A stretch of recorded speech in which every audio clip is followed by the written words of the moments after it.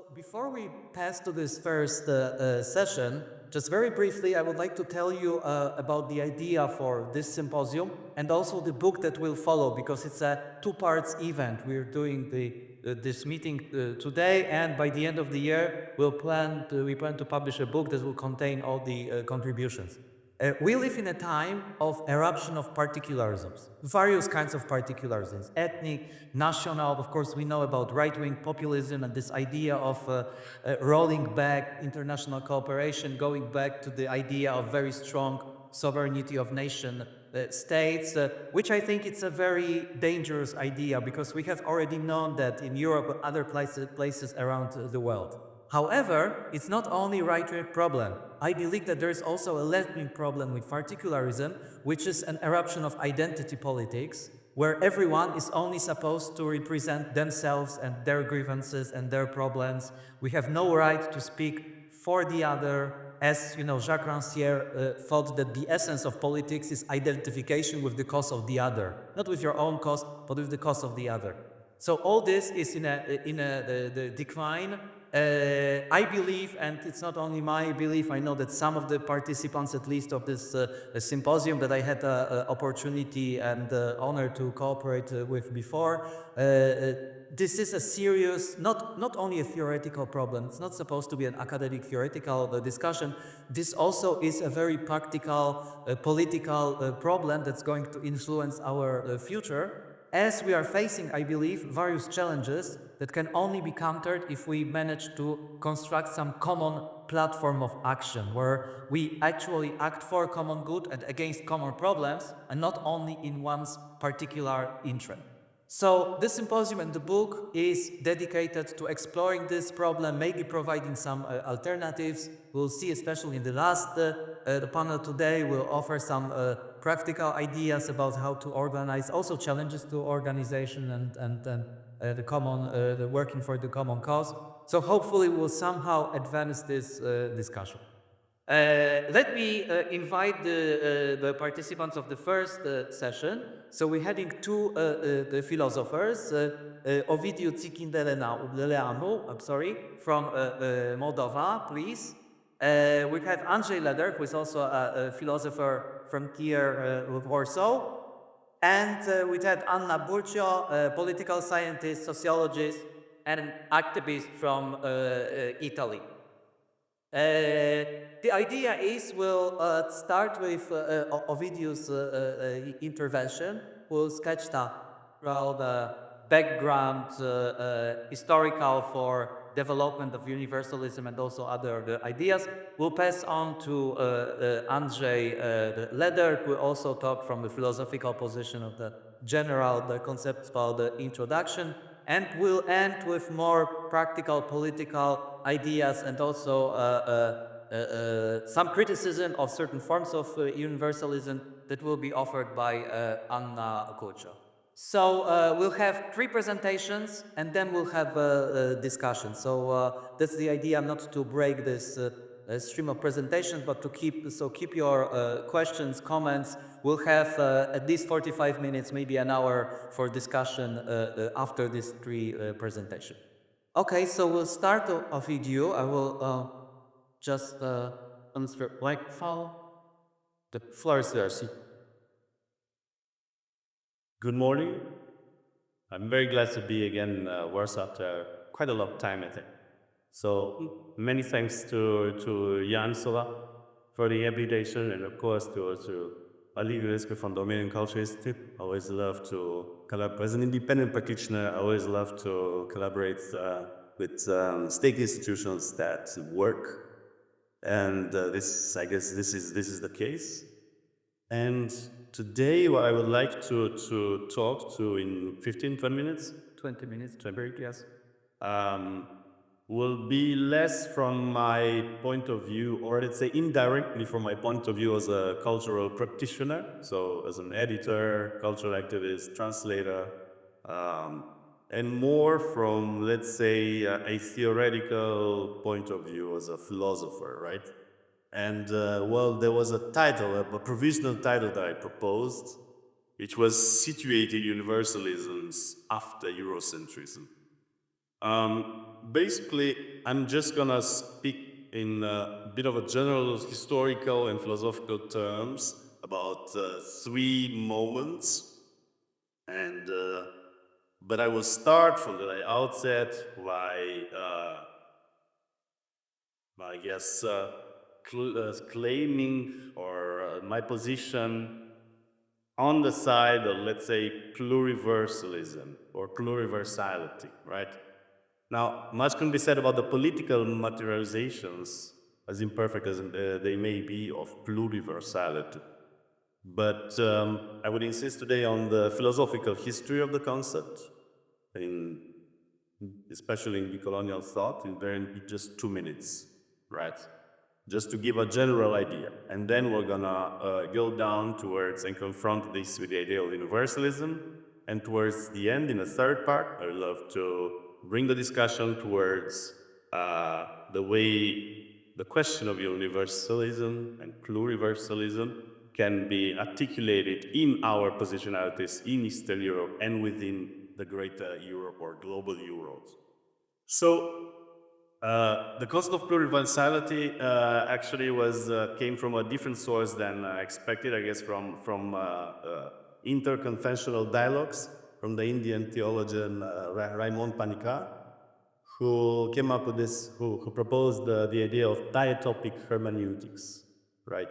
Noticing that you have the phenomenon of two different cultures that grow and develop apart, different methods of philosophizing, of creating intelligibility, right? And then, in order to overcome this distance without applying a power differential, we need from the outset to situate ourselves in a field of diatopic hermeneutics, namely accepting from the outset a bit of as an initial step, the absolute difference of the other's epistemology, not identity. Now, following from that, Walter Migliolo combined this with Humberto Maturana's ideas on the multiverse. It was in 2000, he published a paper on the the contribution of the Zapatista revolution, where he pointed the difference between the logics of universality as imperial and war-driven, and pluriversality as potentially dialogical and convivial, right? And then in 2012, he proposed in Local Histories, Global Designs, pluriversality actually as a universal project, not relativism, actually opposed to relativism, but seen as an active entanglement of several cosmologies, which are anyway connected today in power differentials, right, in relations of power. Now we can connect this to other various concepts coming from philosophy, sociology, critical theory, cultural studies, area studies. For instance, with Boaventura de Sousa Santos' conception of alternative modernities, Enrique Duss's transmodernity, and Manuela Boatka's multiple Europes, which drives conclusions from this a field of work, right? So this is basically a field of, let's say, cultural practitioners, theorists, sociologists, philosophers, who argue not for a, let's say, generalization of political identities, but they argue for a definite rejection of European universalism, namely of Eurocentric or Western-centric universalism, while focusing on the spots where intersections, entanglements occur, and acting there, recognizing the different trajectories that led to that intersection. Now, I'll keep it. I'm 5 minutes in, so I already went 2 minutes over my time for this small genealogy, which is of course very reductive.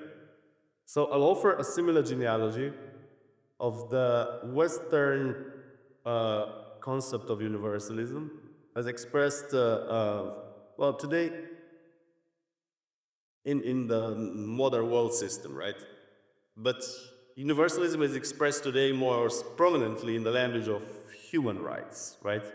Uh, However, I would like to point towards its, let's say, visual roots at the beginning of we call modernity, the modern world, uh, with the publication of the first map of the world that including the fourth the Americas, right? Martin Balsemüller's Universalis Cosmographia from 1507, which was based, right, or stated entirely on Amerigo Vespucci's diaries, right, or letters, because it's a mixed genre.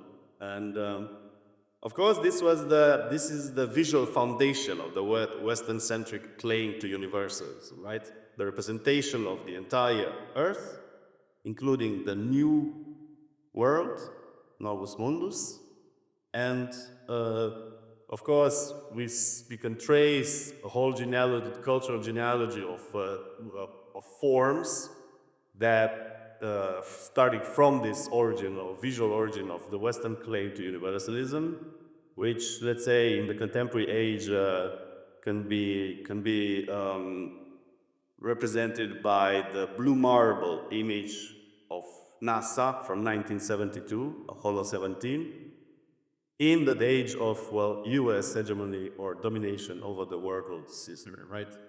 So, as far as this visual foundation of the Western setting claim of universalism, which comes with a representation, a visual representation of the whole world, and therefore with a particular way of anchoring the subject, the structure of knowledge around it, right? Now, Amerigo Vespucci's letters and diaries, on which Martin Balsemüller based his Universalis Cosmographia, are also particular in the way they are written exclusively in the first person. Vespucci never mentions the name of any other co-expeditionary, the name of any sailor, the name of any ship, right? As far as his letters are concerned, which are addressed to royal heads, right, written in Lisbon, as far as his letters are concerned, it's only him, his I, me, myself, against the new world. And the new world, of course, is this fantastic reality with giants, cannibals, savages, all the representations of the actor, right? Now, this basis of this foundation of the Western setting claim to universality was continued right away in legal terms.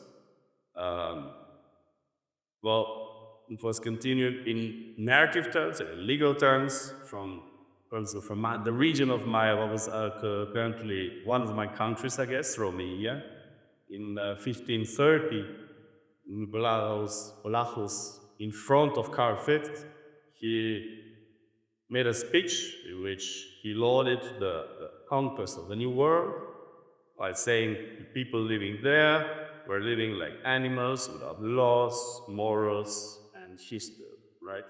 And that's already in 1530, right? So this discourse, I think we can clearly see a sort of like a continuation principle until the present. But then in legal terms, the same Karl V was the first European monarch who owned lands both in Central and Eastern Europe after the Battle of Bowach, as well as in the Americas, right? First, let's say, globe of Europe. Karl V also pronounced in 1542 the new laws, which are considered the first modern humanitarian laws, because he forbade in those laws the capture and enslavement of indigenous peoples from the Caribbean, actually from a few islands, which are new. However, but in the same time, he was authorizing the traffic through the Nivier, right? The traffic of human beings captured from Africa. So there's already this ambivalence, right? This let's say dark side, but in this moment, right? I think this is a line that can be recognized throughout the history of the modern world, including in its most triumphant moments.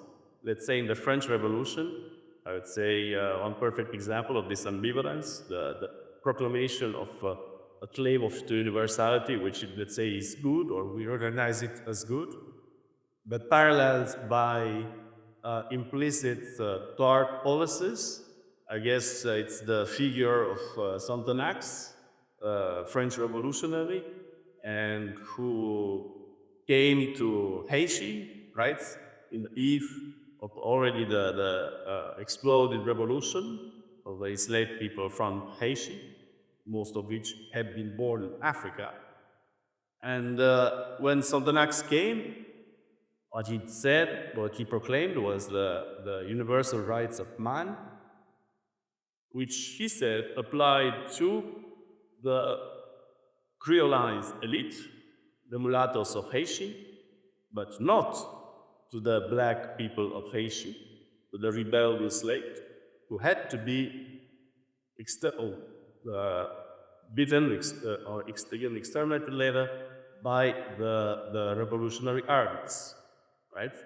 So, insofar as uh, Sonthonax and the revolutionary French were concerned, the universal rights of man applied to the French citizens as well as to the Creolized elites. But for the formerly enslaved and the enslaved, Code Noir, the law, the modern law of enslavement proclaimed by Louis XIV, was the legal foundation, right? So, on one hand, you have an explicit affirmation of universal rights. On the other hand, a practice which is goes against it. They go together. Now, this is to say that this ambivalence is a bit of a continuous line, and it's sometimes hard to understand, and that's why I brought into discussion the visual foundations of the Western claim to universalism. It's very hard to understand the limits of this claim to universalism in discursive terms. We have to go through the visual history, to the narratives that don't necessarily take the shape of, you know, written history, but maybe a visual form or oral accounts and so on. Because there's always, throughout this ambivalent history, also claims of universalism coming also from the side of the oppressed, right? In this particular context of the Sonthonax and the Asian Revolution, in the Constitution of 1804, Dessalines declares all the people of Haiti free blacks, including the Polish soldiers from the expedition sent by Napoleon, or expedition that was meant to exterminate the rebelled blacks, right? And which reinstituted slavery in Guadeloupe and wanted to restore slavery for the Code Noir in Haiti too. It failed, and as we know, this was a foundational moment of our world because, of course, it led to the ceding of the Louisiana, or Spanish Louisiana, to the United States, and the beginning of the United States as a dominant power of the new world, the entire world. But when Dessalines declared all the men, all the people of Haiti free blacks, including the Polish, which he called the blacks of Europe, he only answered also to the what happened on the ground, namely in a few cities where the Napoleon armies asked the 3 Polish battalions to shoot and kill and execute and torture some of the captured rebelled men and women. Well, the soldiers turned on the side of the rebelled. And this explains why, up until today, there's 3 different regions in Haiti with descendants of those Polish soldiers. So much so that there are different ways of, as Jean Casimir shows in the study, the different ways of dancing polka in Haiti, in certain regions. Now, this claim to universalism coming from this other side took on a different expression, right? It certainly cannot be reduced to the claim of universalism as expressed in the Declaration of Human Rights. For, as I said, most of the enslaved in Haiti were born in Africa. They were not born in Haiti. They were born with it and raised up until different ages in with different systems of values and different cultures. They came from more than 20 different peoples. They didn't speak the same languages throughout the Atlantic Passage. And yet they came together, right?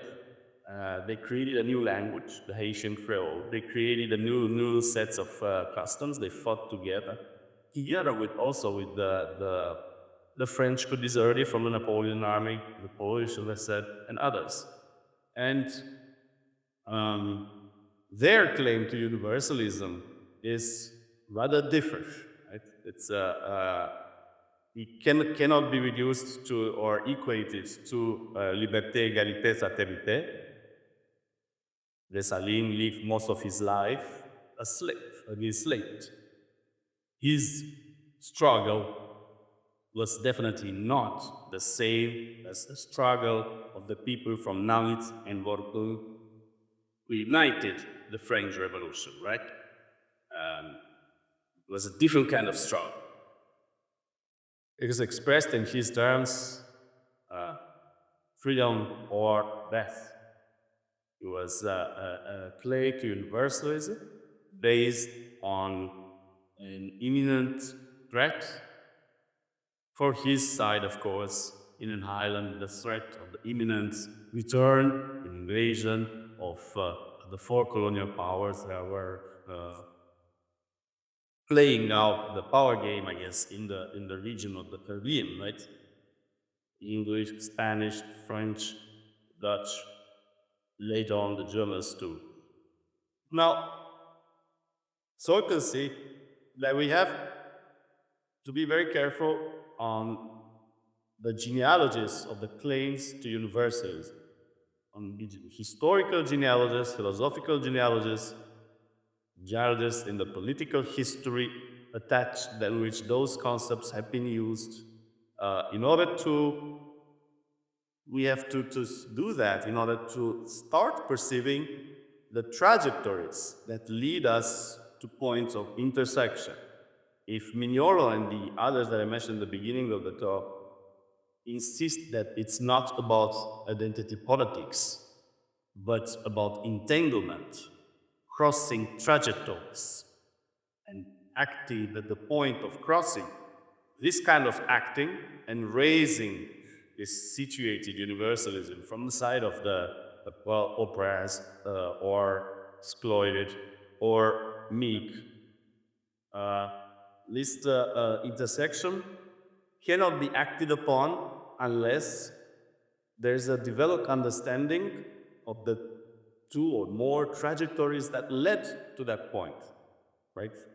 And this understanding does not happen in the realm of politics,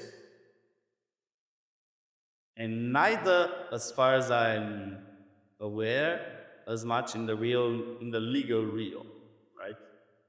It's rather something that is up to us as cultural practitioners to enact and articulate in the, let's say, the expanded field of culture, namely that field of culture which is, we're not dealing only with our work, but also with our relations with institutions, with each other, towards our own work, towards the people that were preceding us, in order to build this understanding of the different trajectories and give it the weight that could be transported then to the political or legal wheels. Yeah. Now, and I'll come back now to the human rights. Just to give it's an example that is often do given. I've just seen it given also chance issue, but it's just a very powerful example that shows not only how assumptions can blind, which is every one of us, I think, can give examples of, but also how to transcend this. The cost of human rights, it's been a while, especially from the 60s onwards, since it expanded in the legal world and in the NGO civic world as, let's say, the most general expression, most general and most generous expression of this claim to universalism coming from the Western world in relations towards non-Western or peripheral Western or all the other religions, yeah? And one thing that's happened along the way is many practitioners, whether lawyers, UN officers, or even activists, very often assumed that other let's say, people do not have the concept of the human rights, and they engage in the work of translating or right. And of course,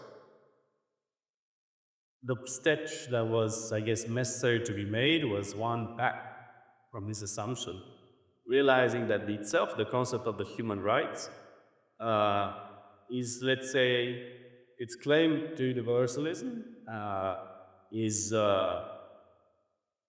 only following that bright side of the genealogy that I told you, books, but it's itself part of a bigger history, right? Of a bigger history in which you have different peoples and civilizations expounding concepts of the deity of the human person.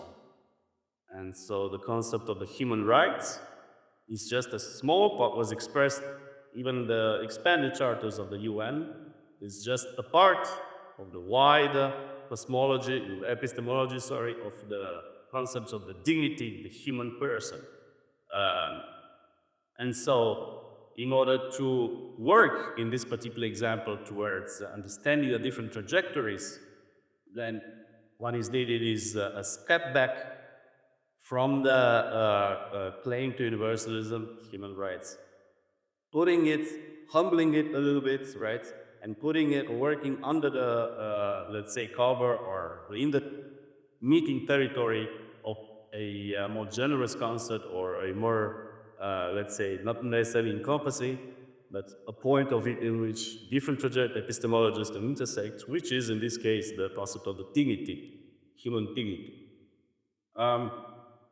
And 24 minutes, so I'll stop here with the hope that in the discussions we will maybe go from all this abstract and way to general and reductive and all that discourse towards one cultural practices that can work as examples, which are plenty, I see, also towards the way this anchor of situated universalisms can work in the region of Eastern Europe uh, right now in the current climate.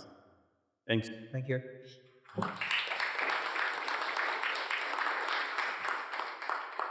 Thank you for the invitation.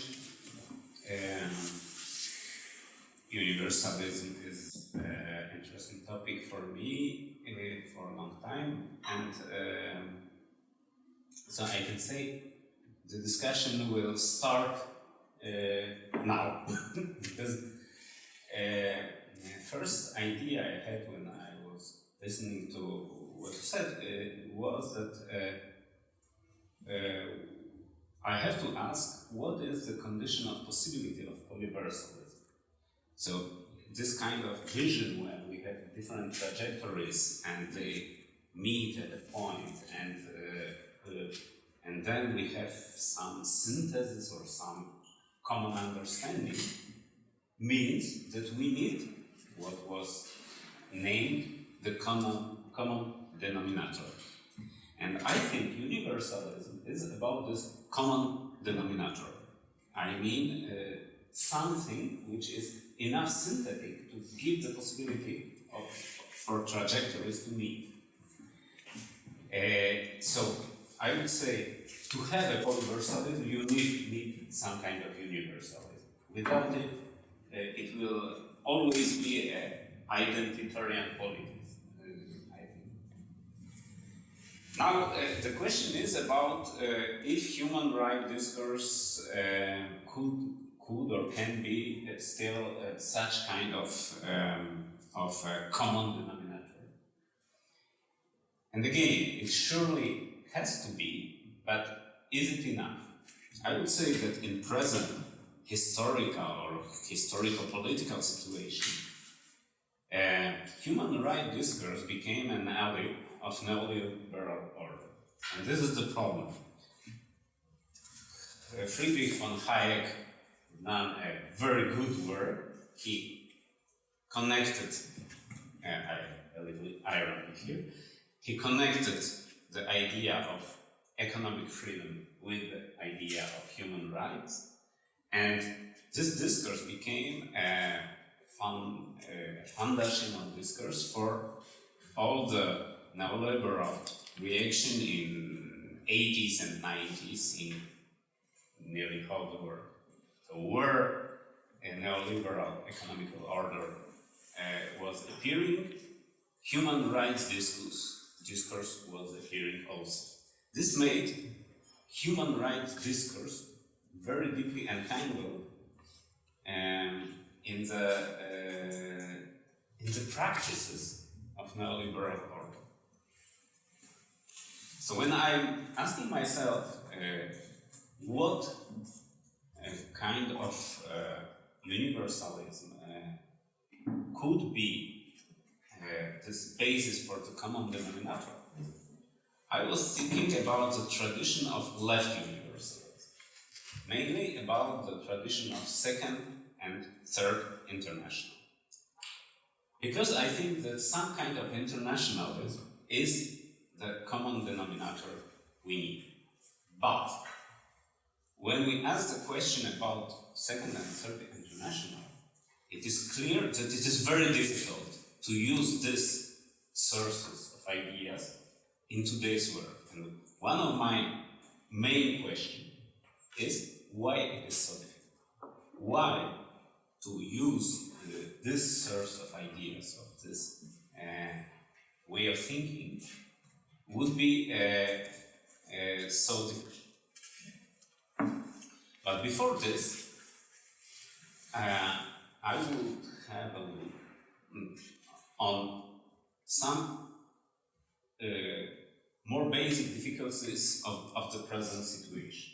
And then I will come back to the question of the discourse of leftist universalism.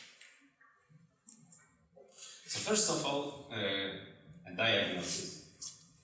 We are living in a world ruled by two political and social processes which are flowing in a countercurrent to each other. From one side, more and more areas are interdependent on a global scale, and at the same time they determine conditions and frameworks of life of people in nearly every particular place on the earth. These two examples of such processes are the new forms and new relations of production, new antagonisms of interest conditioned by the globalization of the world economy, and the climate change determined by the scale of the economical processes. From the other, more and more problems and conflicts are addressed on the local level. It seems that even the scale of a nation state is not adequate to resolve particular problems. For example, in one state, there is a deep difference between the conflicts in a typical post-industrial region, a multicultural urban center, and the agricultural area, especially the one forced by the multinational producer of food to cultivate a monoculture. These three areas have different fights and different strategies to fight them, and it is quite difficult to find a common denominator for this. Accordingly, quite often the left policies are defined as mainly local, both on the level of the particular areas of conflict. This state of affairs, stemming from the difficulty to translate the priorities of one particular area of conflict to another, is often apprehended as a rule, as a norm, a moral and political claim. As the language of universalism has been assimilated with the desire of hegemony, any attempt to universalize the horizon of particular problem is condemned as a trial to enforce the hegemonic perspective. So, it is not only that fights are fought on a local and particular level, but any attempt to universalize them can be easily accused to be a trial to enforce the hegemonic perspective. Nevertheless, I found false this idea, the idea condemning universalism.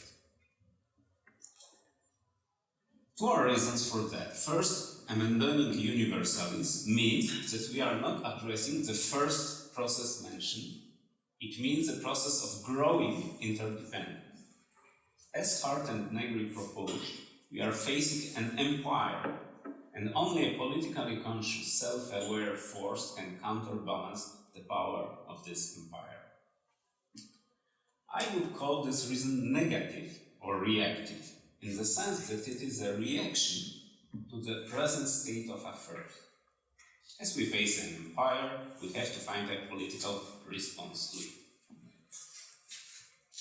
But I think that there is another positive reason to defend universalism. The main idea here is an idea of universal justice, of future equality of justice for everybody and anybody. I think that without this idea, there would be no reason to confront the development of the global capitalism. And this idea is not possible without some kind of comprehension of universalism and some kind of representation of the whole. So, what could be the ground to develop this idea? And now I will come back to problems. First problem, I will approach from Rancière's side, is the problem of visibility. First candidate for the founding of universalism could be the common system of representations or common imaginary. Imaginary in the sense of common symbolic field. If we would have a language enabling us to represent a common imaginary of universal justice, a common vision of the future world, it would guide a comprehensible path for universalism. But we don't. One of the sources of the force of the neoliberal order of the empire is the use of a common language, the language of economy and the common signs, the monetary or financial sign. But the natural historical languages in which particular political conflicts are represented are regional and past-oriented, history-oriented. They convey old imaginaries stemming from old conflicts. Quite often, the neighboring communities are defined as enemies, and the general horizon capable to represent the universal is simply lacking. Nevertheless, the problem conditioning the lack of common language is rooted deeper. It is connected with the distribution of sphere of visibility, as Rancière calls it, on the global level. To make long story short, the centers are represented and peripheries offer them their side. The centers are in the center of representation and peripheries are looking on them. So they offer them their side. Thus, the structure of visibility in the common imaginary has a radial symmetry. It is like a star. A star-like form, and the most visible, the most represented actors of the global world are at the same time, those most powerful and most fortunate. And I will give here a small example of this quite abstract reasoning. In Warsaw, some weeks ago, school climate strike demonstration happened. And it was a huge success. Some thousand young people came, everybody over 18 was banned, and they were very implied in fun. I can speak about it because my daughter was one of the organizers. And then, when they were walking, at the moment they wanted to have something in common, a symbol, a song, always movements, activists had symbolic songs which made them a community. But young people of having now 16, 17 years, 15, or 15, 16, 17 years old, they don't have a lot of common songs. So, try to guess what they sang. They sang the Pocahontas song of the wind. I must verify because I am not of the generation of Pocahontas. So, what was the common denominator of the universalistic fight for the climate change? It was the product of the most, of one of the strongest corporations in the world, with all the simplicity and we know what, which is inherent for this production. Better than nothing to find such a common denominator, but for me it is symptomatic how much we are lacking of some kind of new signs, symbols, and discourses which would render possible this kind of common mobilization. As I will not have a lot of time, so I will not speak about what is the role of World Wide Web in all this process. And I will pass to another problem here. Because what is happening when we start to have peripheries represented? The problem is that when peripheries are represented in the global communication network, they are represented as harmed. It means they are victimized. Now we enter in a very ambiguous function of this exchange between harm and victimized peripheries and fortunate but blackmailed by the guilt sentiment centers. Somehow both positions are totally immobile. you cannot change your position, neither if you are a victim, nor if you are a perpetrator. So we have a totally stabilized representation of the world order where from one side we see victims, and from other side perpetrators, and nobody can change this kind of position. So this kind of representation will never help to find a common denominator, because the gap between victims and perpetrators is always infinite. One of the reasons of this kind of situation, now this situation is, I think, one of the reasons of the ambiguity of identitarian policies, as at the end everybody wants to represent or present himself as a victim, not to be placed in the position of perpetrator, and we have a combat, a conflict of victims which are fighting, which perpetrators are the worst face to them.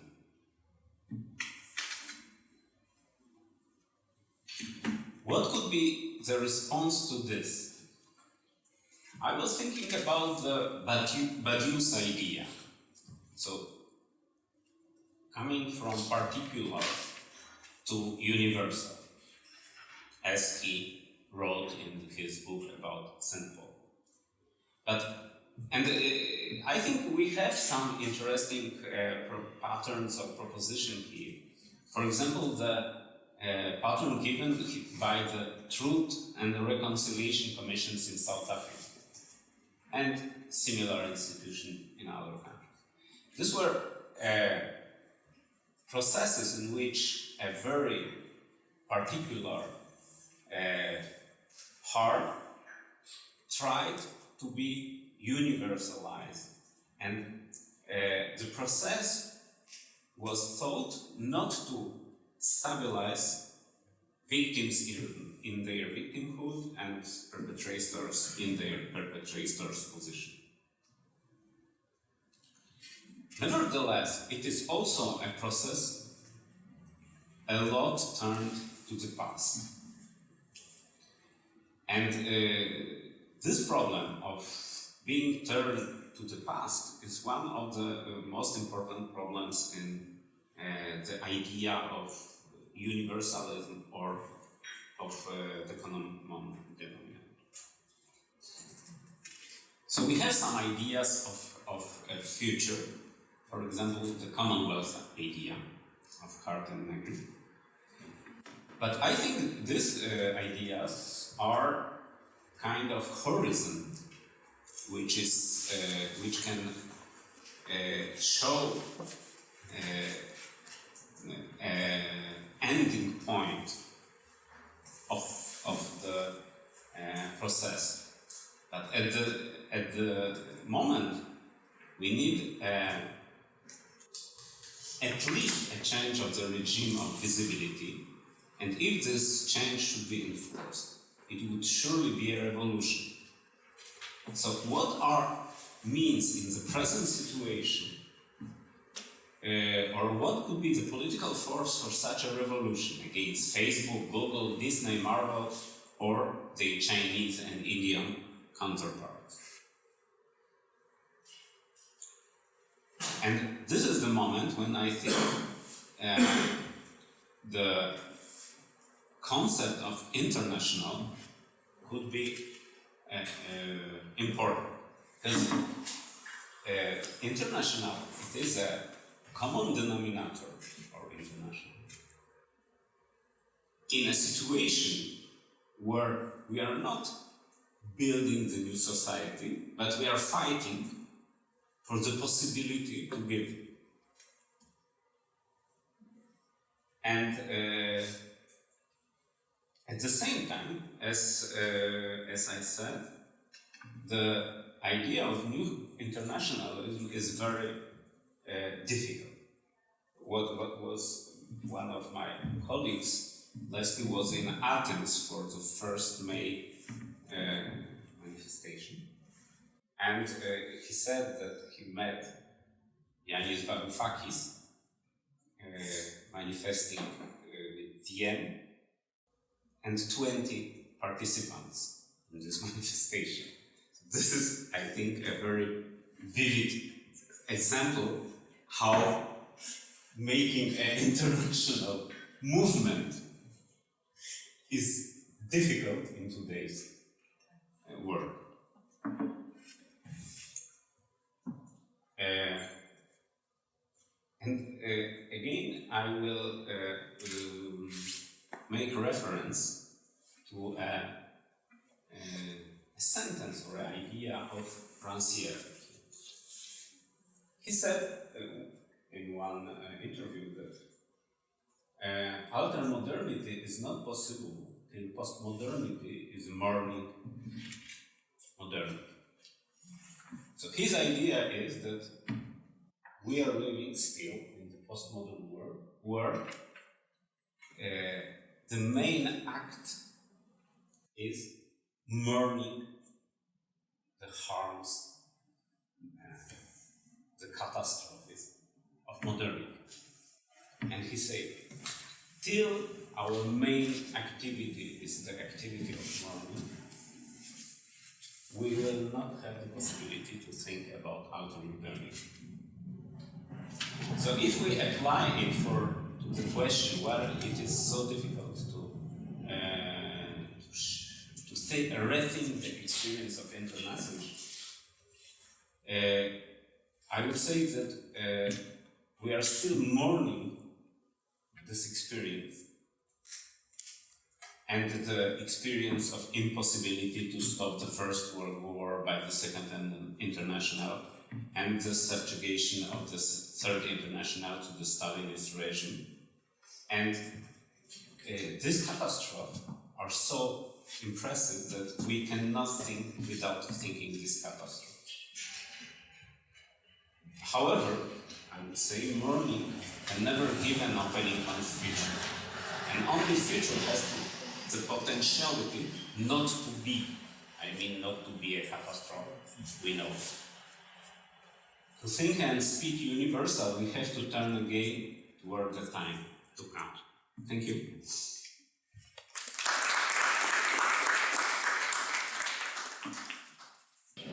Thank you for having me this very inspiring panel, and what I'm going to say is very in the path already opened by my two previous panelists. So, if you would like to give a title of my presentation today, it would be Universalism and Rapture, or the Rapture. I would like to move a critique on the Western concept of universalism as both capitalist universalism and as the Marxist one. And what I would like the aim of my talk would be to say that a new universalism is only at stake within the struggle. And I'm saying that exactly focusing on some contemporary struggles, maybe on the blockade that the contemporary struggle are encountering. And following what my previous colleague said, one of the struggle I'm looking for is I look at is the humanitarian interventionism. Why? I would like to give some short comments on why it's not really able to broken up the rising of racism on the one hand. And on the other hand, I would like to give some small reference of the blockage of emancipative feminism, following the same framework of thinking. And since I would like to talk about rapture, their rupture. I would like to starting from Lenin, and you can read over there just Lenin synthesis, because Lenin is the first that read Marx against Marxism. So I would like to follow him in order to try to put a critique the Marxist universalism. This sentence is this excerpt, more than a sentence, comes from Vladimir Lenin's preface to the Russian translation of the Marx and Kugelman correspondence that was published in 1907. I would like to start from this because it gives us the possibility to rethink universalism. I need to precise that this excerpt from Lenin come out in my mind when I'm thinking about how I can organize my presentation today, because in Italian translation Lenin talks about the universal history instead of world history as in the English translation. Unfortunately, I cannot read Russian, so I don't know how is the original version, but anyway, what I would like to assume here, this reference on world history as the universalistic telos of the Marxist philosophy of history, has this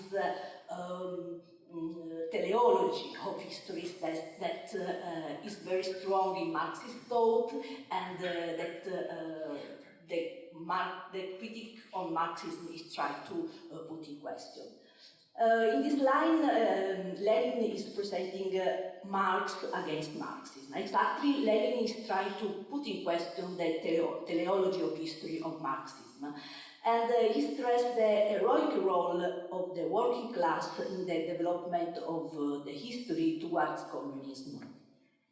The working class make history, is saying against the Marx determinism, the Marx that Lenin is reading. What Marx is trying to say is that the making of world history will be the communist society, and the working class has a leading role in this project. That is to say, the working class is the universal subject of the class struggle, which, toward the process of emancipation from labor, will finally lose their chains and effect capitalism to affirm communism. Lenin, however, in following Marx, simultaneously following Marx and make a break on this ambiguous teleological view toward communism. And he tried to overturn the determinist relationship between history and working class struggle that is based on the Marxist thought. In fact, if Marxism says that the class will arise when the time is right, in this excerpt, Lenin is saying this is the standpoint of an intellectual Philistine. The point of view of Lenin, of course, is different, and he will explain here theoretically and in his political practice 10 years later that the class struggle makes histories and not vice versa. This is the Lenin rupture in the Marxist teleology of history. This is my reference on rupture, my main reference on rupture. Because as Mario Tronti say, maybe almost 16 years later in Operaie Capitale, the beginning is the class struggle of the working class. Capitalist development became subordinated to working class struggle. First struggle, then capital. This is the sort of overturning of Marxist teleology that the critique of Marxism is trying to produce. So this theoretical political posture of rupture with Marxism from Lenin, Trotsky and many others highlights the irreducible antagonism between, on the one hand, the class struggle in its partiality, that is the partiality of its own point of view and experiences within and against the capitalist mode of production, and on the other hand, the universalism of capital, that is to say, the real and concrete form of organization of relationship of production and workers' exploitation. Partiality on the one hand, the working class partiality on the one hand, and the capital universalism on the other. From the point of view of the rupture, the development of capital toward communism became possible only within struggle. Universal is always at stake. Lenin, Trotsky, feminists, other critical Marxists seem to say exactly that. Universal is never done in a linear development of history. Rather, it is a stake within a struggle, within moment of strong action against capital itself. What is more, and this is a second trajectory that my critique will try to follow, is that to interrupt this linear development of history means as well to assume a new, more complex and more articulated subject of the struggle. Not the white-wedged factory man as is in the Marxist tradition, rather a subjectivity marked by race and gender differences, that is the subjectivity that really concretely make possible labor and exploitation in capitalist society beyond the Marxist wage system of labor. So the question is, since Marxists assume the waged workers as the only able to fight against capital, the criticism of Marxism try to say there are many other kind of exploited subjectivities that is not they don't appear immediately as workers because they are not waged, but this does not mean that they are not workers, that their action and their activity is not directly in the valorization of capital.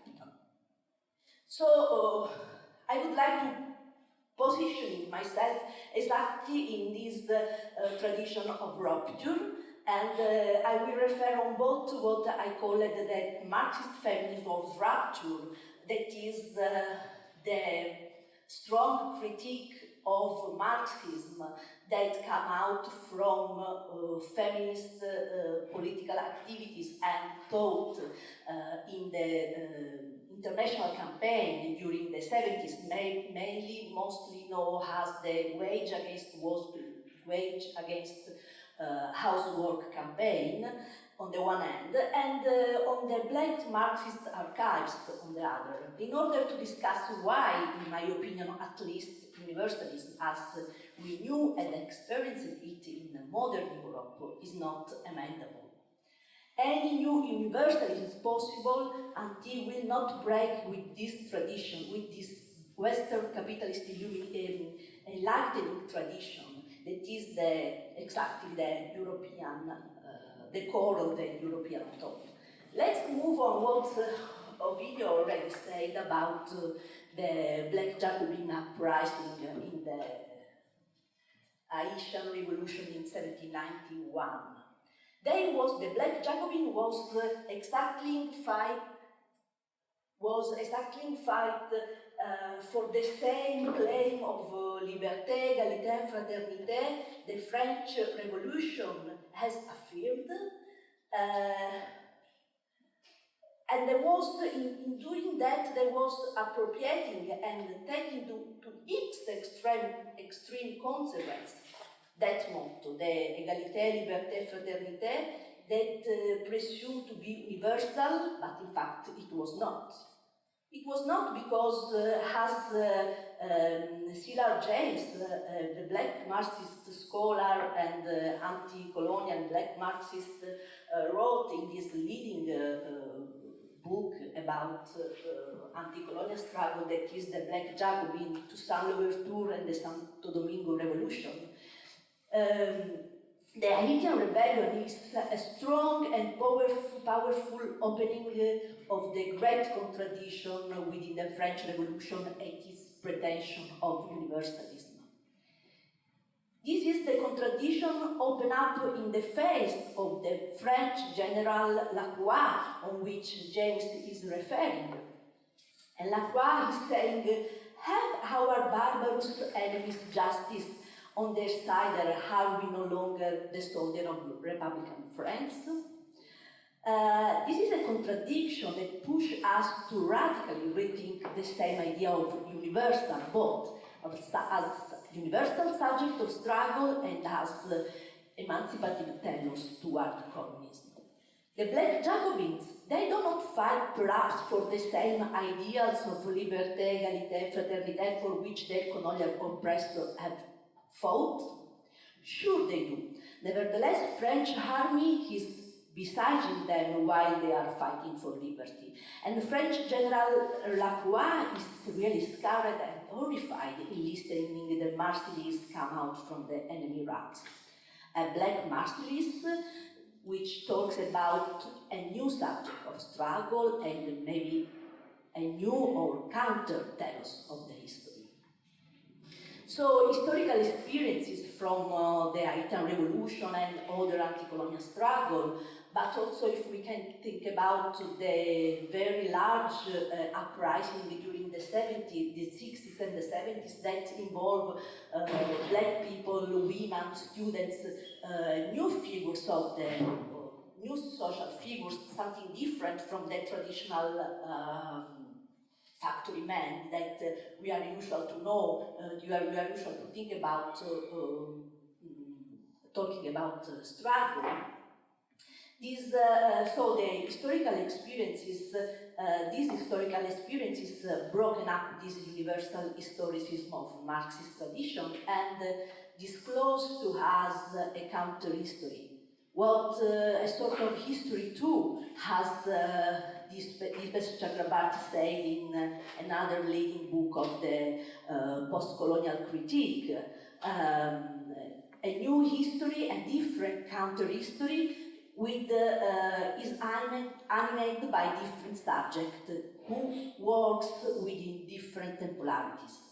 So outside the Marxist tradition, in the concrete opposition to capital, the white-waged factory man is not the iconic of universal working class acting for the general interest.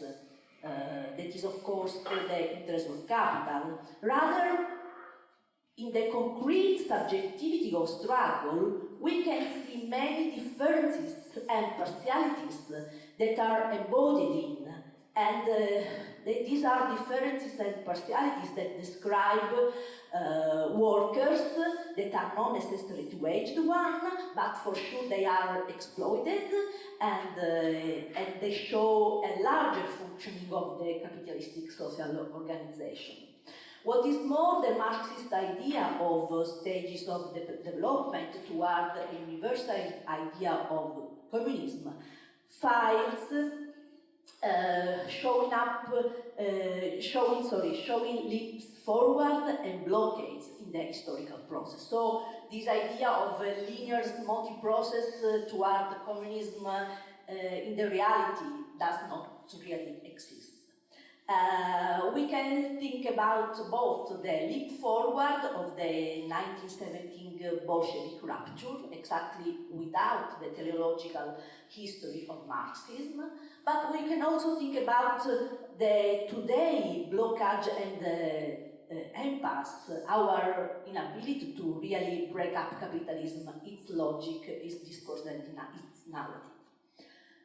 So, is the same universality of the idea of communism if we think about communism as the real movement which abolished the present state of things, that is at stake when we put on critiques the Marxist historicism. Communism is not something that will arrive following different steps and stages. Communism leaves the possibility of communism, lives within the partiality of the subject, the partiality of the life of this subject, the partiality of the experiences that this subject do within the contemporary relation of production. Otherwise, universalism, and also the universalism of communism, remains subaltern to the capitalistic and bourgeois ideologies.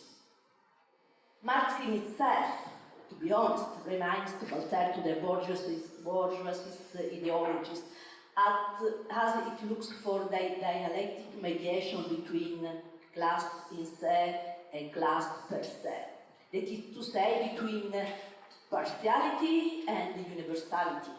The partiality of the class composition on the one hand, and the universality of the party and the class consciousness development on the other. In order to transform the class instead into the class per se, the whole humanity had to become a labor force in the capitalistic mode of production, Marxists say. The broad range of other kind of social positions, slaves, colonial peoples, women, kids, and so on, all that figures that have a different position in the wage worker system, capitalistic and Marxist wage worker system, is considered pre-capitalistic and archaic, not able to fight for communism, so they need to go through a first step within the capitalist development, within the capital, and then fighting for communism. But following the Trontist point of view, I was referring just before, the working class itself in the struggle, the working class force itself in the struggle against its reduction to labor power. It's not a linear process. The class as political concept does not exist without struggle.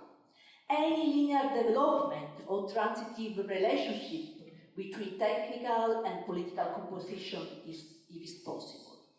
And I would like to add that probably is here the real difficulties of post-operaismo to really understand what is going on. Is this the point that post-operaismo find? Because they are still waiting for that the cognitive workers as technical composition start to fight that became political composition. This does not happen because there is not linear thought, there is not a linear path. It's only within struggle that a technical composition could become a political composition, could become a process of concrete and real transformation.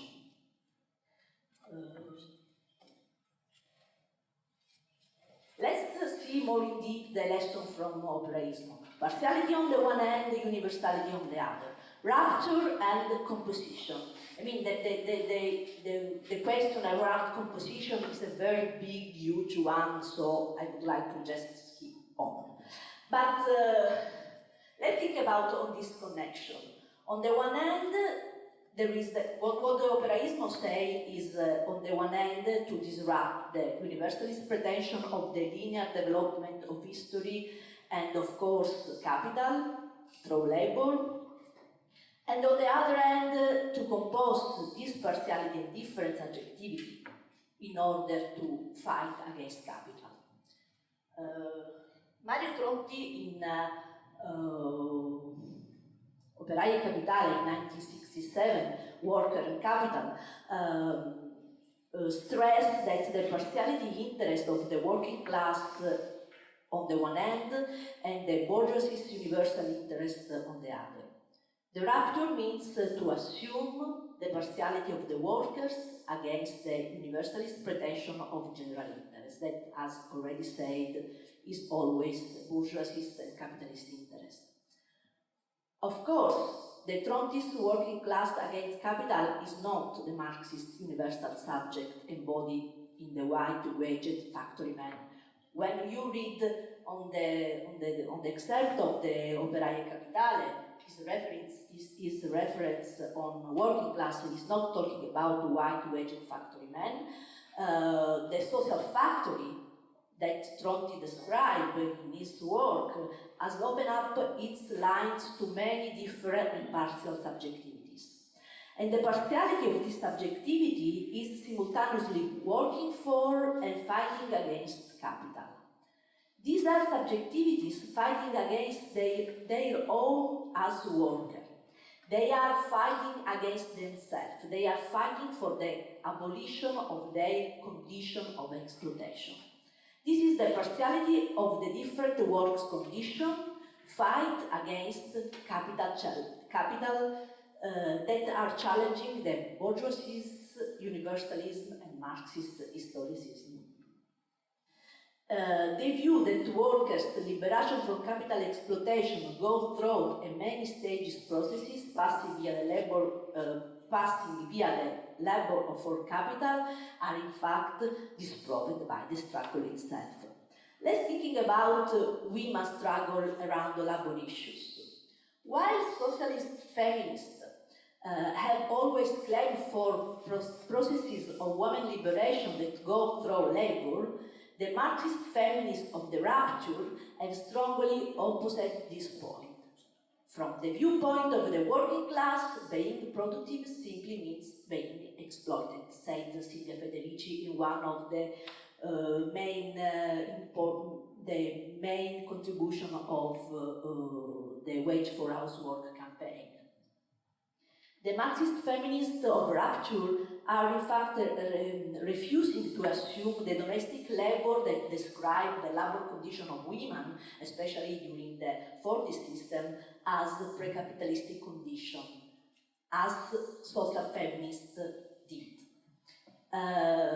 The Marxist feminism of the rupture refuses to assume that only when women will join other workers in factory line or in office and clerk service, then they finally could be fight with other workers for their liberation from capitalistic exploitation. No, the Marxist feminism of the rupture refuse work instead of claiming for it. They are overturning the Marxist and socialist tradition that see the universal subject of struggle in the white-waged factory man, and they are rejecting the linear, by stages process that passed from pre-capitalist to capitalist and then communist condition. Subject of the struggle has any universal, nor they has any objective reality to show. Sorry, I overlapped two lines. Okay, the subject of the struggle has any universal or objective reality to show, nor they have a track to follow. The subject of the struggle is white and not white, man and not man, waged and not waged, western and not waged. The subject of struggle is a partiality against universalism. Better, she is a composition of a partiality which lives and takes form within the capitalistic organization of labor. Something more complex on what we are usually explained as intersectionality, where intersectionality as a word which legacy is in postmodernism. It seems to consider differences as a simple, as simply one close to the other. What I would like to propose is to try to think about the differences that subjectivity of struggle embodies as something that functioning together within the capitalistic labor organization. I'm not, of course, thinking about something as labor condition as structure and race and gender experiences as a structure. Of course, it's not that. I would like to mainly suggest to think about how race, class, and gender could function together within the capitalistic labor organization, describing different forms of labor exploitation. I like to say that there is no capitalism without sexism and racism, and at least for our experiences, there is no racism and sexism without capitalism. The whole process of capital development since the primitive accumulation has been based on colonization and on the exploitation of human body. That is to say, capital has put race and gender at work in the process of its own valorization since the beginning. So let's come back to universalism to try to wrap up this discussion. Starting from 80s and 90s, the critique on universalism has been swallowed up by postmodernism and multiculturalism, becoming the simple adding of small fragments.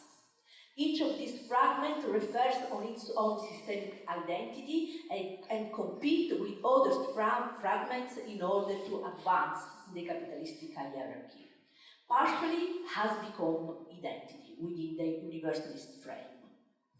In doing so, postmodernism not only has accomplished the capitalist counter-revolution that opened up the current liberal era, it proposed an authoritative form of bourgeoisist universalism that remained within the same logic and narrative of capital and its universal pretension. Nowadays, the urgency to clarify this point is really strong. What kind of critique on universalism is really against capital, and what kind reproduce it? I think we should answer this question. This is a political urgency. Let's see at feminist and anti-racist struggle in Europe today. Both emancipatory feminism and the humanitarian anti-racism are blunt weapons. Nor the idea of a linear process of emancipation toward labor, neither the call for some new humanism that is ambiguously permeant of hierarchical solidarity has reached white to Western citizenship, helping poor black migrants. Andrei was talking about victims and perpetrators. We can also talking about victims and their rescuer, but the hierarchical system, the hierarchical relationship is still at work. So no one of these ideas could disrupt the enlightening universalism that support the capital development. Nor emancipatory feminists, neither humanitarian anti-racists are really fighting against itself, fighting for the abolition of their own condition of exploitation. It seems they are more fighting for a better position in capitalist hierarchy. Partiality is disappeared, and together with it, the same possibility of a new universalism. So, coming back to the Lenin sentences on which I opened, the relationship between struggle and universalism is not transitive. The universal never defines struggle as both Marxist and bourgeoisist tradition state. Rather, the struggle, in their own irreducible partiality, could define a new possible universalism. The partiality lives within the rapture of the universal, and only from its rapture we could find the trace, we can find the possibility of a new subjectivity fight against the self for the abolishing the present state of things. Thank you very much. I encourage you to ask questions, make comments or doubts, or ask for clarification, anything you want. We have about half an hour for discussion now. Yeah, more or less. So, yes, I will come with the mic. Go. Thank you. Just following up on the Pocahontas story, I think there is like inherent issue in terms of universal use or capture of these symbols, because Pocahontas in this new version is a complete subversion, perversion of the actual story. And in the States, no one would ever consider it as a positive role model, because it is all about actually killing and slaughter of native communities. So, you know, even in this context, impertinent kids can sing the song because it doesn't connote the actual history that was subverted, whereas it would not happen in the US. So, you know, how do we maneuver those different contexts? Because for the young kids, this is like a cute remnants of the 90s, you know, of this like nice Disney films and good fashion and music and whatever.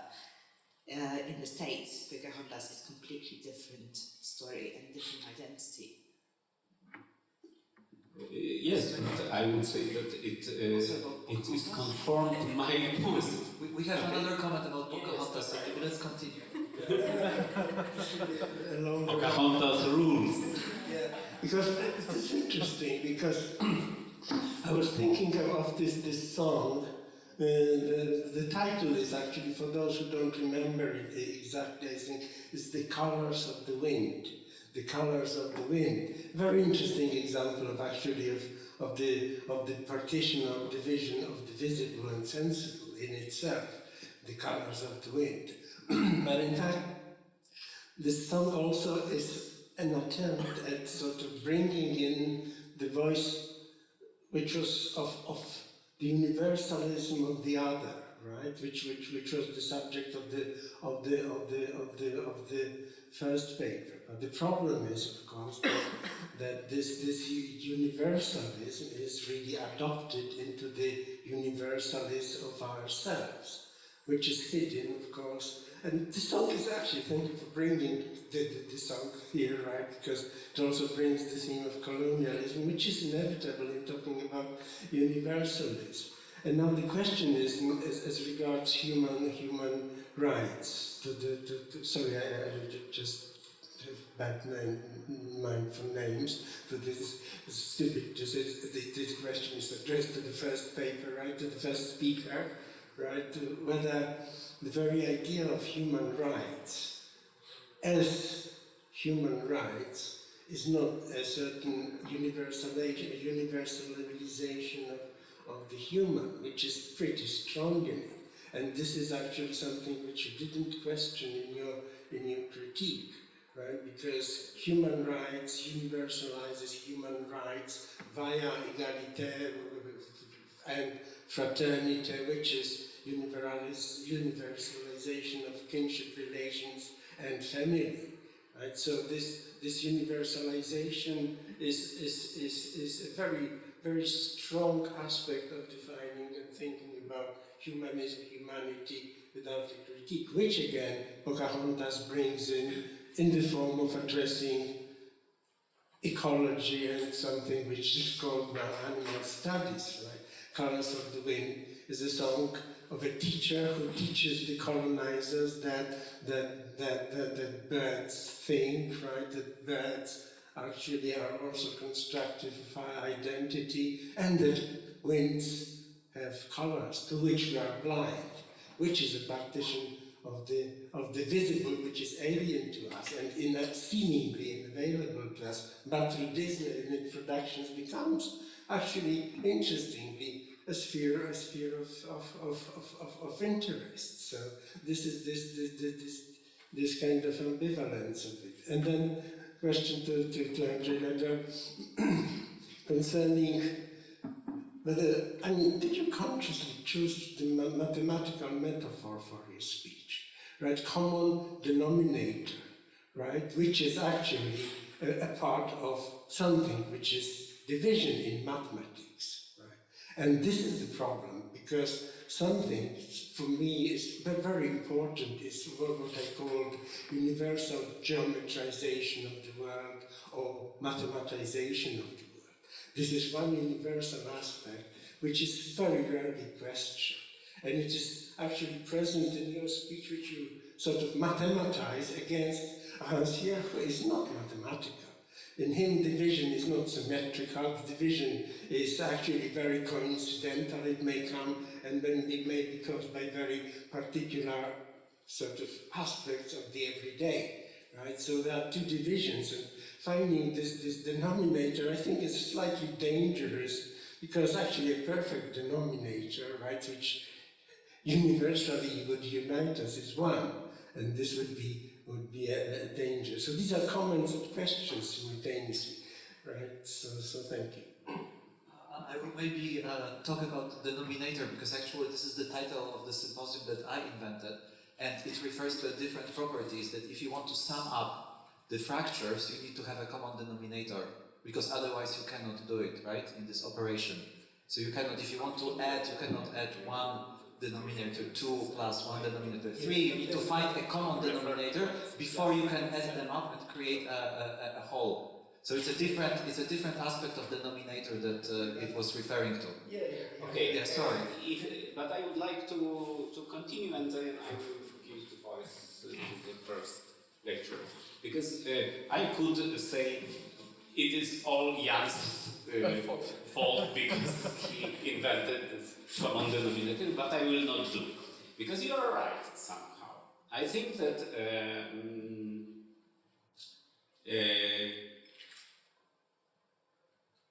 some kind of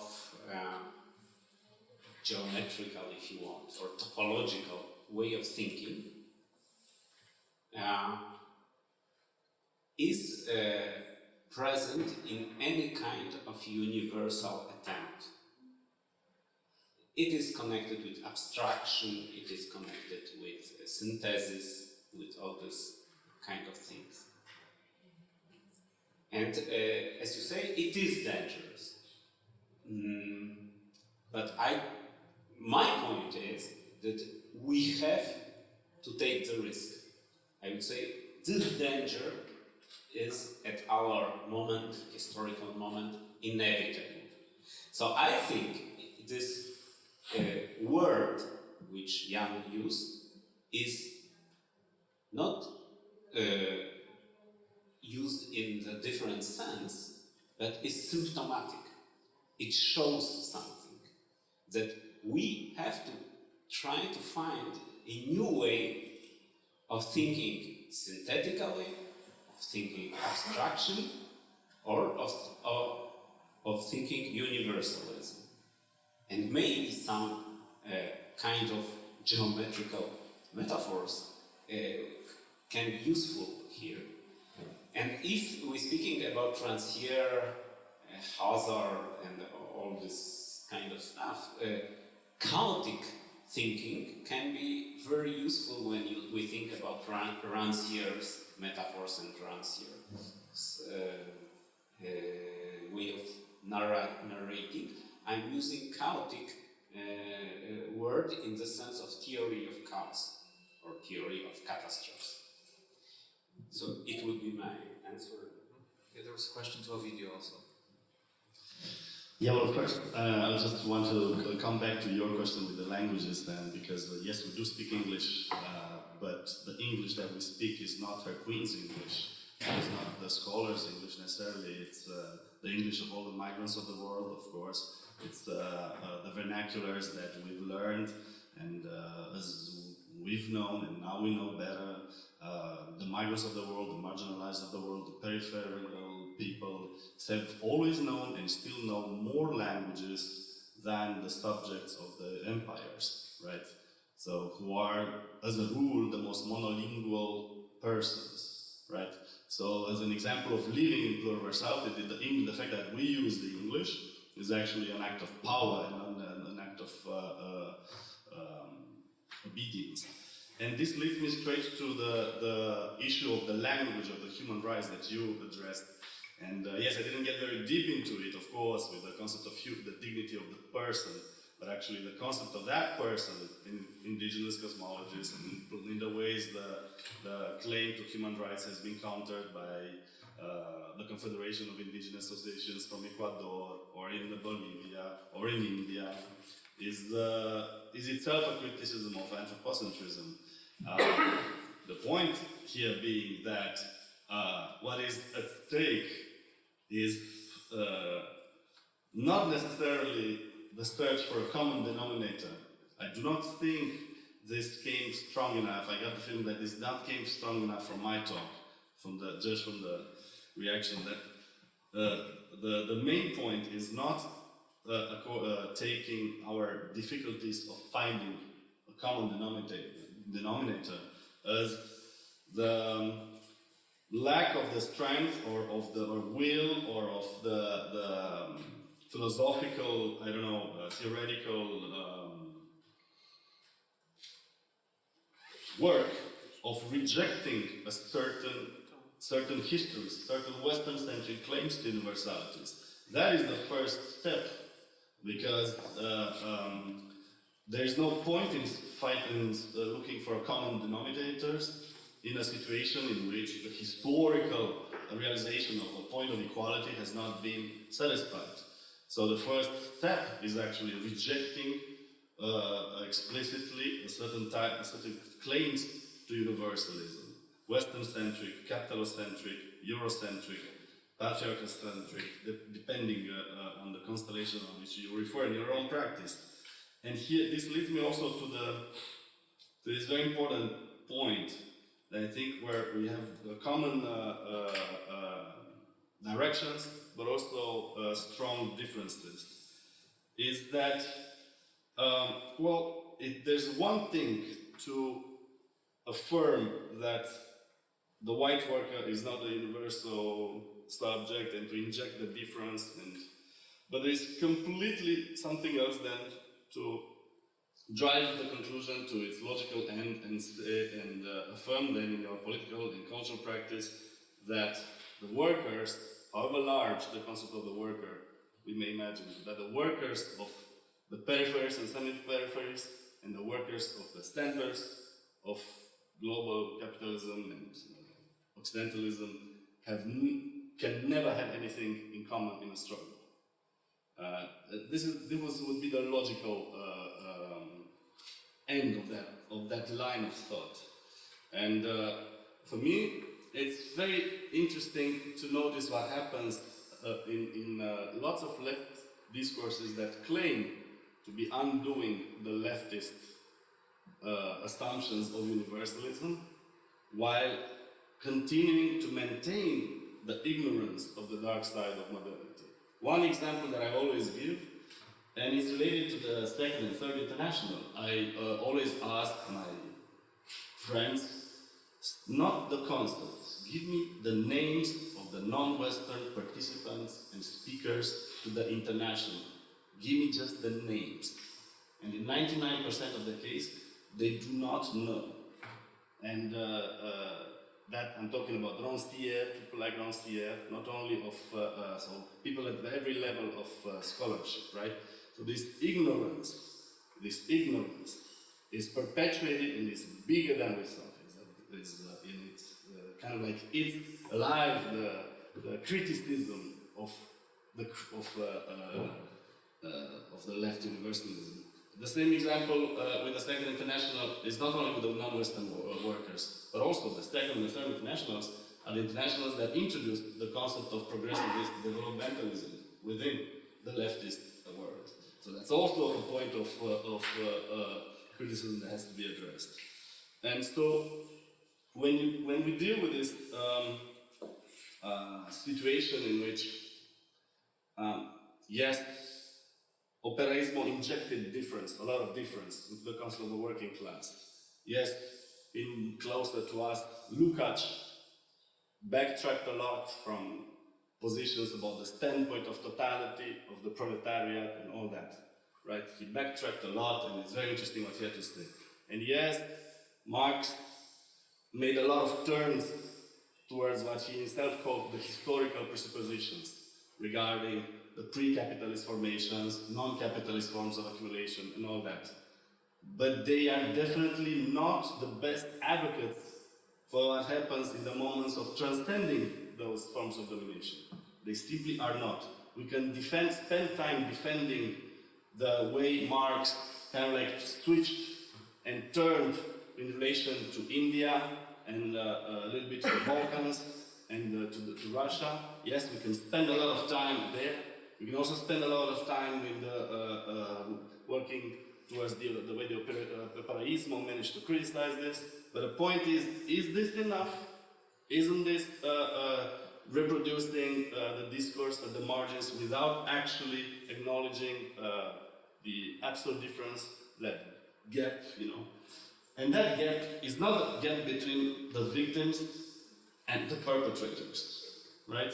This ignorance that is maintained throughout this 500 years history of the world system, which is a produced ignorance, right? You know, the manuscript of Guaman Thoma, 2,000 pages with more than 100,000 illustrations representing the history of the world from an indigenous perspective, has stayed hidden in the library in Copenhagen until 1907. And the history is reproduced with many manuscripts like that escape completely the views of all what the people that we call humanists, enlightened philosophers, right? It's an engineered epistemicide in a way, right? So the point is that, yeah, I'll wrap it up, that the affirmation of the relationship between the universal and the particular, or between the perpetrator and the victim, is itself, of course, subject to our own assumptions. And what this produced ignorance does is maintaining the invisibility or the so-called particularism of the hidden histories. No, I do not think the Black Jacobins fought for the same liberté, égalité, fraternité as the French. I firmly say that they didn't. And C.L.R. James studied only and worked only about the workers from the north, namely the most industrial part of Haiti. But who won the revolution? It was the south of Haiti. It was not the most proletarianized subjects were the ones who actually fought initially with the elites, with the mulatto elites.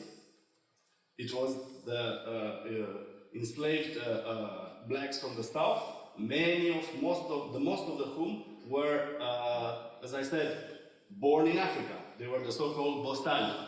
So they still had different values and traditions of struggle and all that. And so their struggle is definitely not the struggle from Paris, Bordeaux, and Nantes for liberté, égalité, fraternité. And that affirmation that it is not is precisely what comes in the Dessalines Constitution of '84. And in his act of making the Haitian flag, which cut the white from the flag and left the blue and the red as a union between mulattoes and blacks, right? So it is important to emphasize the negation, the act of rejecting that history first, and to embrace it, I think, and then talk about the common denominator, whether projecting a totalizing logic or not. I think it proves very much the point that Anna was making about not those who are so much the wage labor being the subversive subject, right? But Anna, maybe you want to because we have one more voice from the audience. Just a very, very quick reaction, because it's very interesting. You are, in some way, accuse me to be so strong Western, but you never mention a woman or a women's struggle in your talk. So we can stop here, because of course we are in different, our position is different, and of course I take your critique, please take mine, and I just would like to, to say that of course,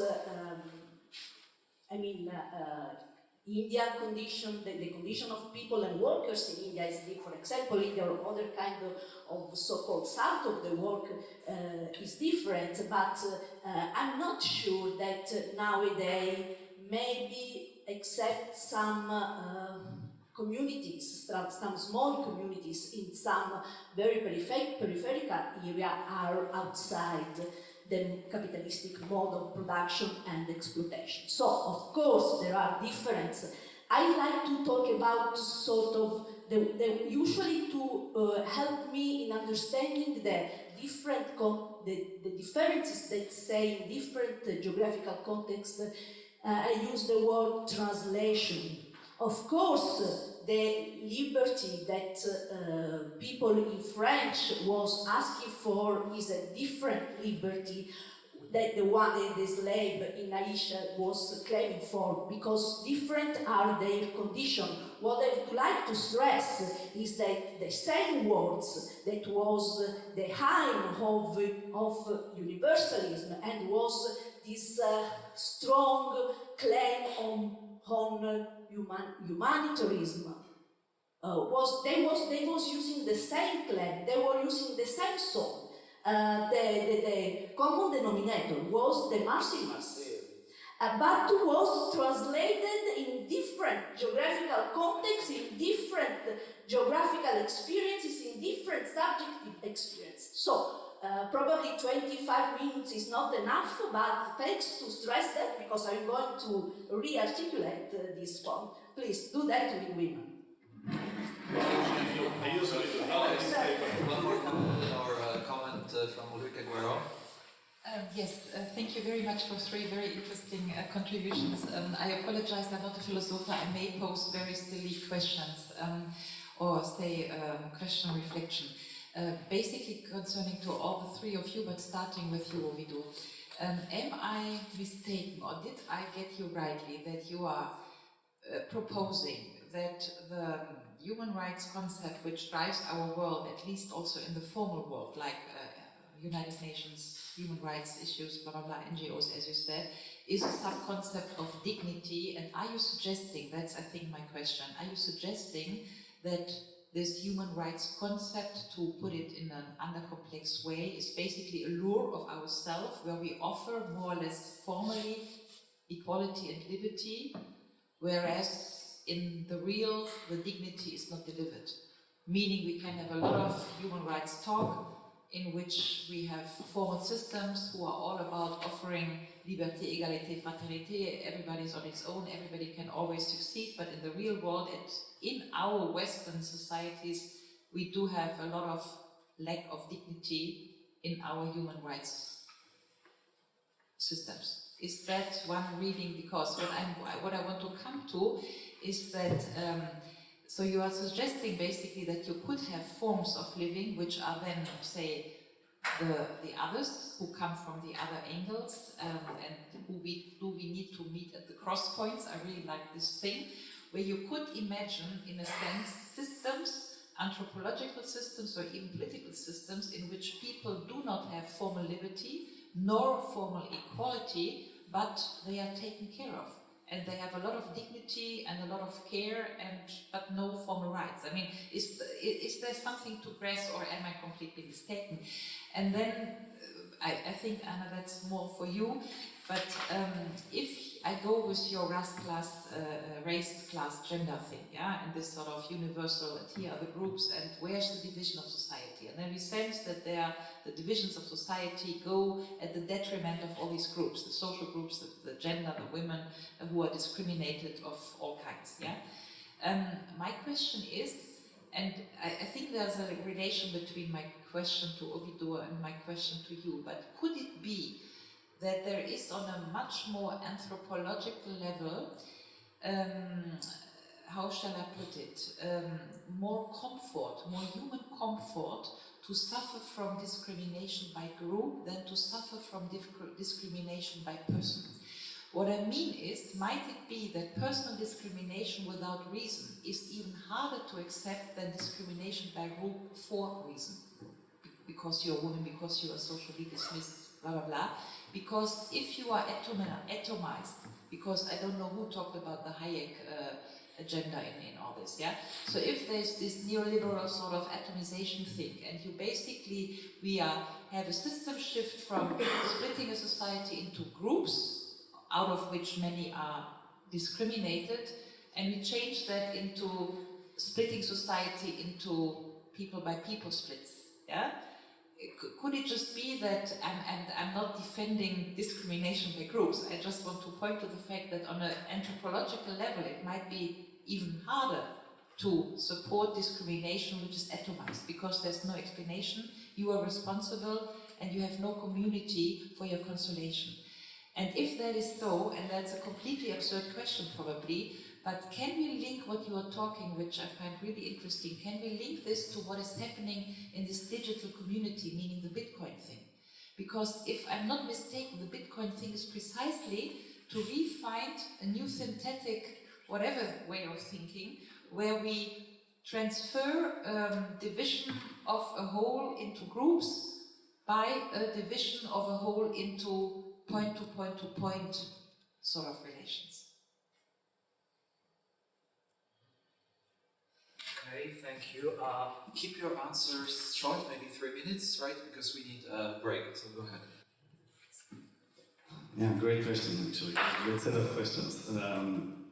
Well, I mean, you addressed the formality of human rights, and I mean, there's two ways of answering very shortly, 2 minutes on this question, and I'll pick on the one on the not on the conceptual level, but on the level of the social reality.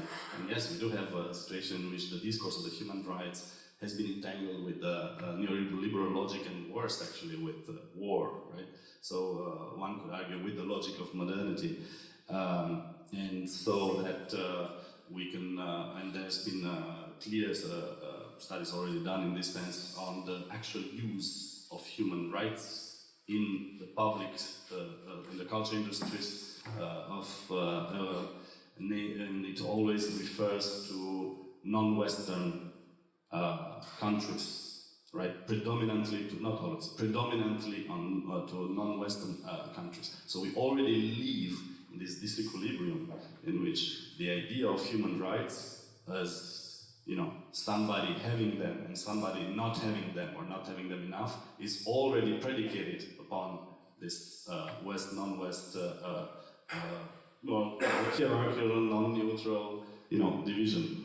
So if then we are to start from the crossing point, which by the way is, yes, it's a way of putting the intersection of race, class, gender at the beginning of the discussion. If we start from the crossing points, then the actual social history of how the concept of human rights is applied currently is clearly something that we have also to reject strongly, while looking within the practices that, including the UN practices, to ways in which people have also used, even Western people, non-Western people alike, have used this great umbrella, this great expression of universalism to actually further a little bit their interest, to fight against their oppression. So there's one thing to talk shortly about the social reality and the social expression of the concept. And another thing is to go back to its genealogical root and say propose dignity. The idea is not to propose dignity as well. Now we're gonna have to stop talking about human rights and start talking about dignity. You know, no, we have to live in this contradiction. We have to live it in the way it's expressed in the social reality. And if we do not live in this contradiction, if we operate with a concept of human rights which is epistemically positive, then there's something wrong with that. If I really catch your point, he was asking why, which kind of relationship could be between differences within individual or subject and differences among groups, how it works. Is this your thought? Well, I think more precisely, could it be that discrimination by group is on an anthropological level in a way easier to carry than discrimination by person, which is inexplicable?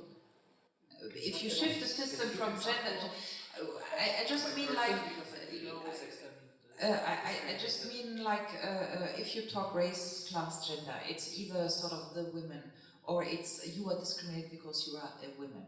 Now that's no longer the case in Western society. We are in the lure of every woman can become everything, yeah, but it's still not true. So there is a shift of sort of who is guilty for the discrimination, and the shift is that today it's always the person itself. It's no longer, you can no longer get the recomfort of belonging to a class, and because you're whatever working class, but still, you know, if you go, I do not want to have a naive or Rosa Rose concept. That's not my thing. But at least if I go through, you know, some of the whatever Valse populaire, or how the working class felt pride, had a certain pride being a working class. Yeah. Let's call it a pride concept, yeah, which may make it easier to support discrimination by group, race, gender, class, than an individualized, atomized discrimination, which still is at work through capitalist sort of forces underneath the surface, but you can no longer explain them, or if you explain them, you have to put them on your own shoulder. That's my...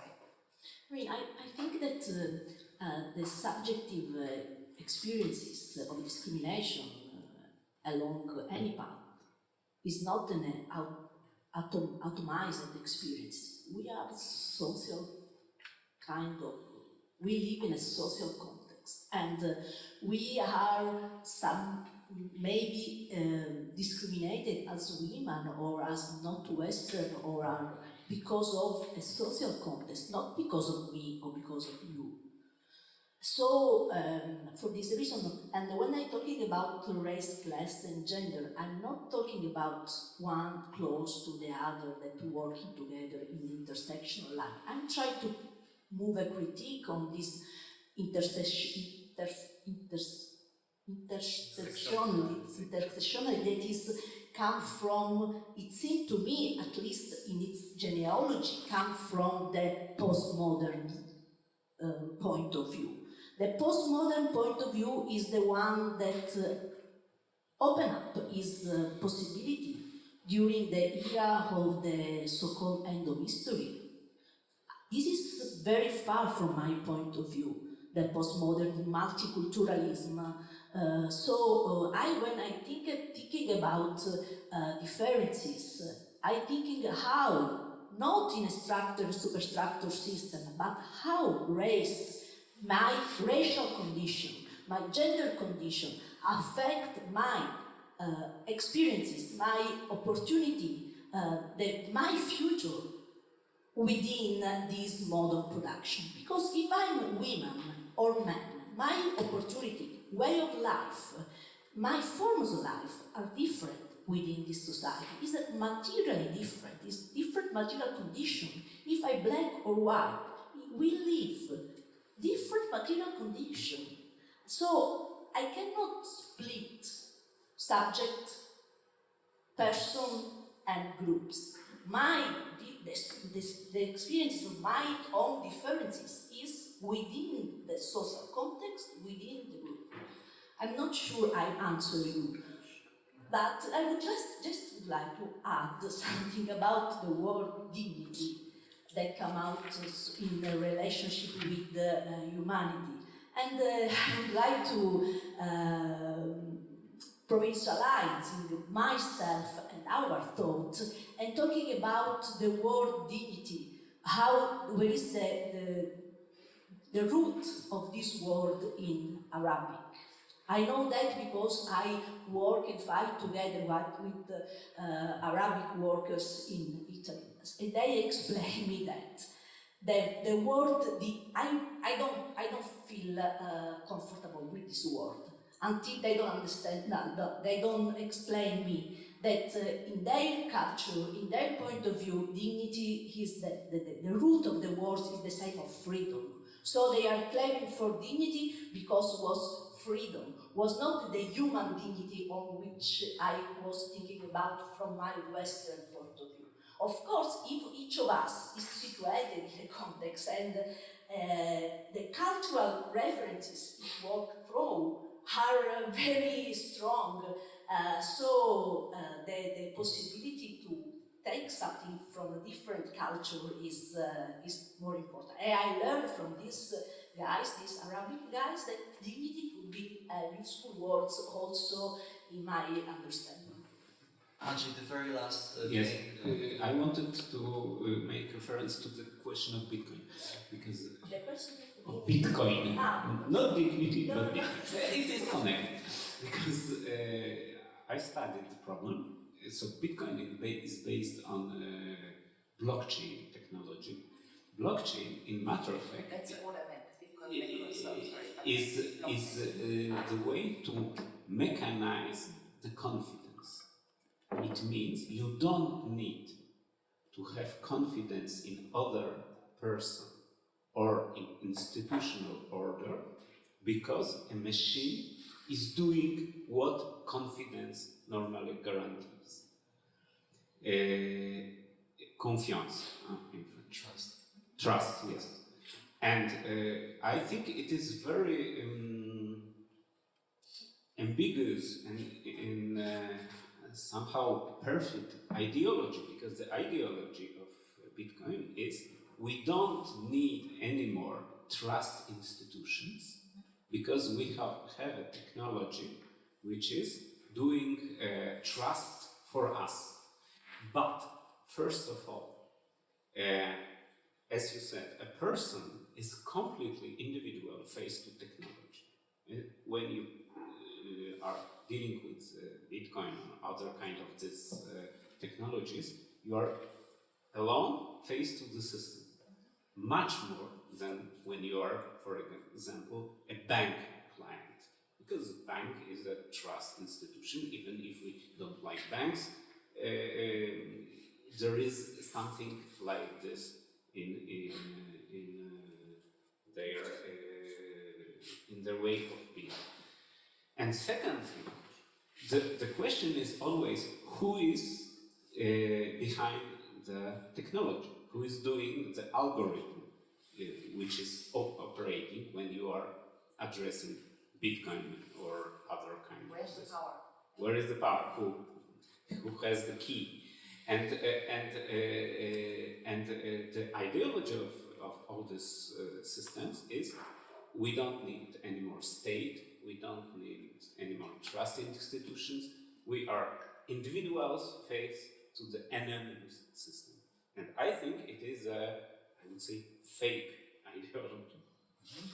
A great moment to stop and also to leave with the second session, because this delegation of trust to a machine, it's interesting from the point of view of interpassivity, and we'll have Robert Faller, who is actually the author behind the very concept of interpassivity. We also have Alexandre Lacroix, who will talk about tribalism and universalism on the internet, so the issues of new technologies and this dimension will come back. So now we're taking a break until 3:30, right? So we meet again at 3:30 and we'll continue. Thank you very much.